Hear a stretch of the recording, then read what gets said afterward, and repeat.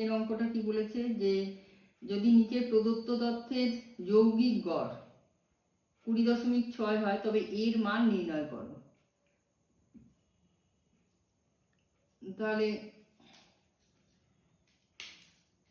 fi xi fi কত কত বলেছে, তিনেরটা 3, 10, 25, 7, 5, 3, 10, 25, 7, 5 আর xi বলেছে 10, 15 a 10, 15 a 25, 35।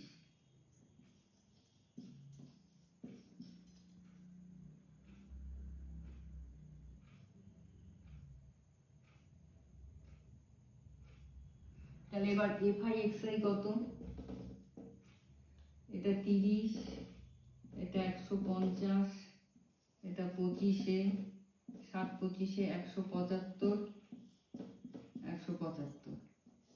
তাহলে এটা হচ্ছে 25 আর 5 30, 25, 5, 30, 40, 50, এটা 50 আর এটা হচ্ছে 5, 5, 10, 10-এর 0 হাতে থাকলো 1, 7, 7, 14, 15, 15 আর 5, 20 আর 3, 23, 3 হাতে থাকলো 2, 2 আর 3, 4, 5, 530 প্লাস 25a।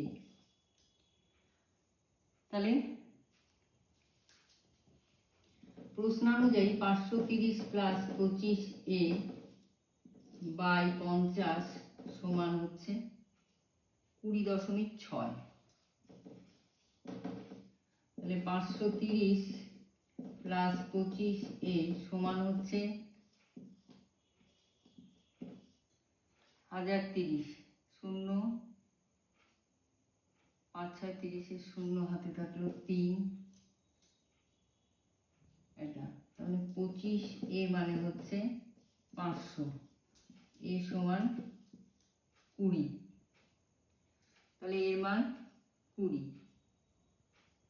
এটাও আবার fi মানে বের করতে হবে।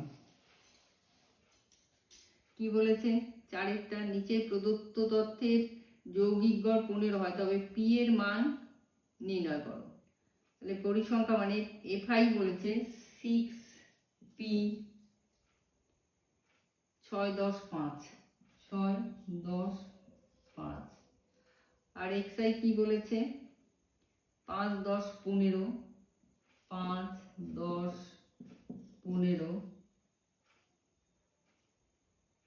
20, 25।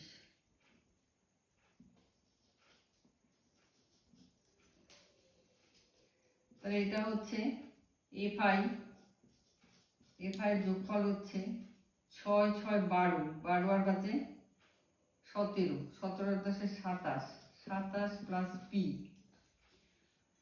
আর fi xi হচ্ছে 5, 6, 30, 10p